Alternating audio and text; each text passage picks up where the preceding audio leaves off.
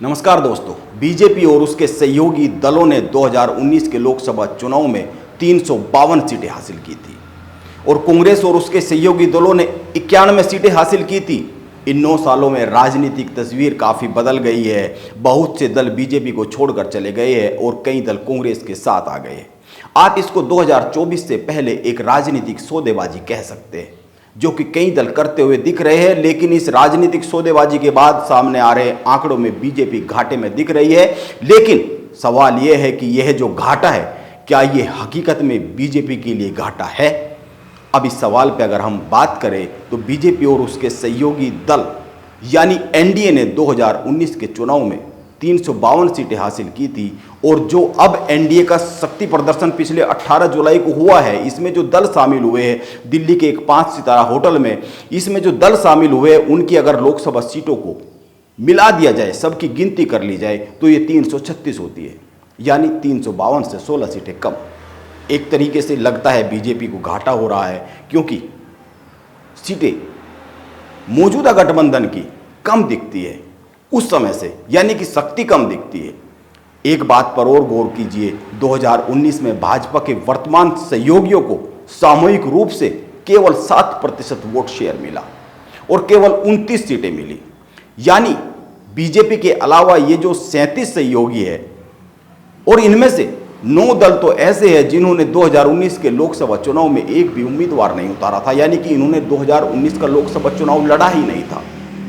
महाराष्ट्र की जन स्वराज्य शक्ति, गोवा की महाराष्ट्रवादी गोमांतक पार्टी, यूपी की निषाद पार्टी, पंजाब की सियद संयुक्त ढींढसा, मणिपुर की कुकी पीपुल्स गठबंधन, मेघालय की hill state people's democratic party, Haryana की लोकहित पार्टी, केरल की कामराज कांग्रेस और तमिलनाडु की पुथिया तमिलगम, ये 9 दल अब एनडीए का हिस्सा है और इन्होंने 2019 में एक भी सीट पर चुनाव नहीं लड़ा था।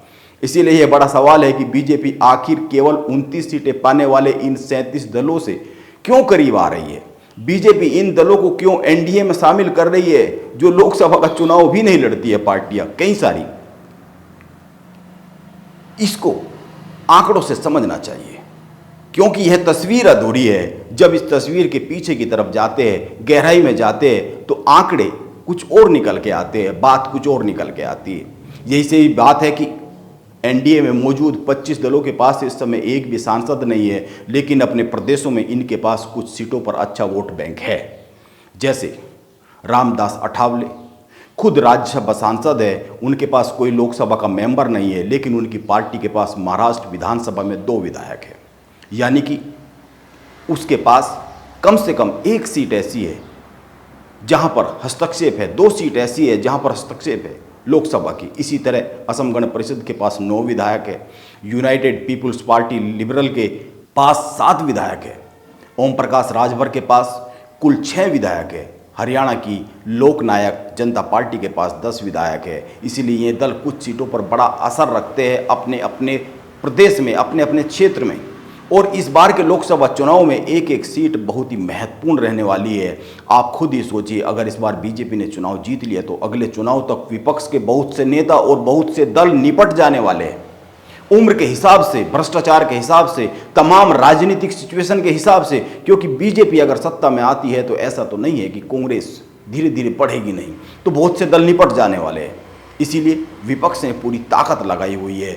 बीजेपी को इस बार जीतना बहुत ही जरूरी है। इसीलिए एक एक सीट बहुत महत्वपूर्ण हो चुकी है। बीजेपी अपनी राजनीति जो देश की है उसमें अधिकतम पा चुकी है। इसीलिए इस अधिकतम को बरकरार रखने के लिए एक एक सीट का कैलकुलेशन जरूरी है। चुनाव परिणाम के समय एनडीए और अब के एनडीए में यह ठीक है कि 16 सीटों का अंतर है, लेकिन जब विपक्ष के इंडिया गठबंधन की बात करते हैं तो आंकड़े अलग आते हैं। यूपी ने 2019 के चुनाव में 91 सीटें जीती थी। अब जो इंडिया फ्रंट बना है उसमें मौजूदा दलों के पास 139 लोकसभा की सीटें हैं, यानी कि 2019 के चुनाव परिणाम के वक्त से 48 सीटें ज़्यादा है। यह ठीक है कि कैलकुलेशन के हिसाब से, राजनीतिक शक्ति के हिसाब से वहाँ ज़्यादा दिख रहा है, लेकिन यह ध्यान में रखना चाहिए कि इन सीटों में अकाली दल सहित उन दलों की सीटें नहीं हैं जो बीजेपी से अलग हो चुके हैं और वो कांग्रेस के पास भी नहीं गए हैं। इंडिया फ्रंट के पास भी नहीं गए और चुनाव में बीजेपी को नुकसान पहुंचाएंगे और कांग्रेस को भी नुकसान पहुंचाएंगे। इसलिए बीजेपी को आंकड़ों के गुणा भाग में नुकसान होता हुआ दिखता है, घाटा होता हुआ दिखता है, लेकिन इस घाटे की भरपाई बीजेपी हर हाल में करना चाह रही है। इसीलिए वो बहुत छोटे छोटे समीकरण, माइक्रो लेवल पर समीकरण साध रही है। इसीलिए उन दलों को अपने साथ ला रही है जिनके पास बहुत कम राजनीतिक ताकत है, लेकिन बीजेपी के साथ आने के बाद उनकी राजनीतिक ताकत बढ़ जाती है और बीजेपी की राजनीतिक ताकत बढ़ जाती है, भले ही कुछ सीटों पर, एक दो सीटों पर। इसीलिए यह जो बार बार बात कही जा रही है कि जीरो सांसद वाले जो दल है उनको अपने पाले में लाकर बीजेपी क्या संदेश देना चाहती है, इसके दो ही मकसद है। एक, बीजेपी के वोटर को यह संदेश नहीं जाना चाहिए कि बीजेपी कहीं पर कमजोर हो रही है, यह परसेप्शन की लड़ाई है। इसीलिए 38 वर्सेस 26 की बात बहुत जोर शोर से उठाई जा रही है। और दूसरी बात, बीजेपी एक एक सीट का कैलकुलेशन साध रही है। क्या इंडिया फ्रंट से जुड़े 26 दल इस तरह एक एक सीट पर कैलकुलेशन साधकर सीटों का बंटवारा कर पाएंगे? यह एक बहुत बड़ा सवाल है। और जब यह सवाल किया जाता है तो संदेह का जन्म होता है, क्योंकि इन दलों में झगड़ा बड़ा है और कई दल तो कांग्रेस के वोट बैंक पर ही पले बड़े हैं।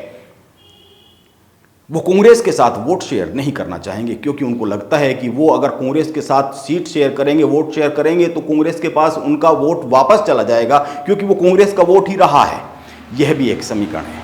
नमस्कार, मैं योगेश राणा।